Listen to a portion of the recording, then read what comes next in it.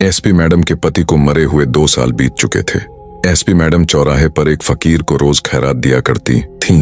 एक दिन फकीर ने मैडम से कहा, आप मुझसे निकाह कर लें। फिर मैडम ने फकीर के साथ जो किया। लेकिन दोस्तों, कहानी बहुत दिलचस्प है। कहानी वहां जाकर खत्म होगी कि आप सोच भी नहीं सकते कि दरअसल कहानी में फकीर ही निकला एसपी मैडम का। शहर के सबसे व्यस्त चौराहे पर, जहां ट्रैफिक का शोर और हॉर्न की आवाजें हर पल गूंजती थीं, एक सिग्नल था। इस सिग्नल पर हर सुबह एक खास नजारा देखने को मिलता। एसपी कावेरी जोशी, जिन्हें सभी एसपी मैडम के नाम से जानते थे, अपनी काली स्कॉर्पियो से उतरती थीं और सिग्नल के पास बैठे एक फकीर को कुछ पैसे देती थीं। यह उनकी रोज की आदत थी।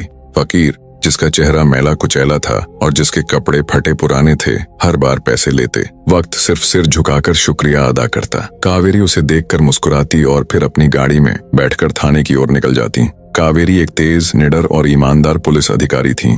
2 साल पहले उनके पति आदित्य मल्होत्रा, जो खुद एक व्यापारी थे, एक रहस्यमयी हादसे में मारे गए थे।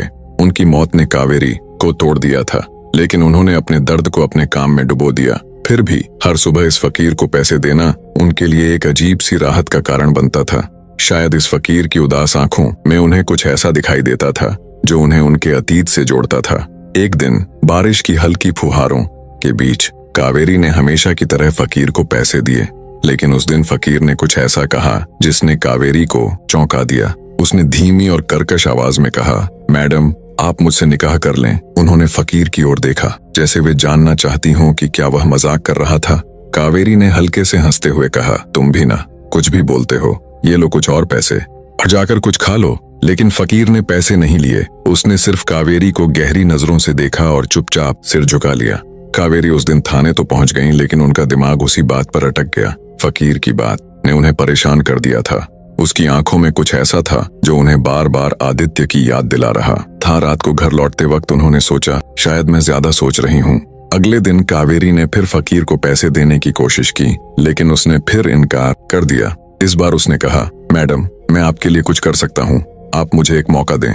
कावेरी को गुस्सा आया। उन्होंने सख्त लहजे में कहा, देखो, मैं तुम्हारी मदद करती हूँ, इसका यह मतलब नहीं कि तुम कुछ भी बोलोगे।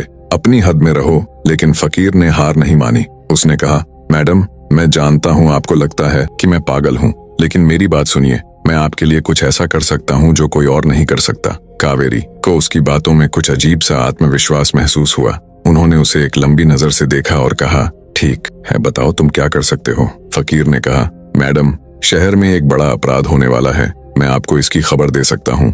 कावेरी को हंसी आ गई। एक फकीर और अपराध की खबर, लेकिन उनकी पुलिस वाली फितरत ने उन्हें